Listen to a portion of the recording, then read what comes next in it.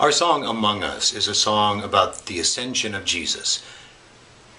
We at first thought we would do, what you could think of as jetpack Jesus, describing Jesus ascending into heaven like a rocket ship.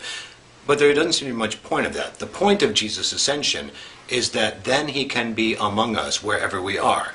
Because if Jesus were still somewhere on earth, we would say, oh, there's Jesus over in Chicago. And that means Jesus could not be in Cleveland. When Jesus ascends, he is then available, in a sense, to come back and be with us in all these different places.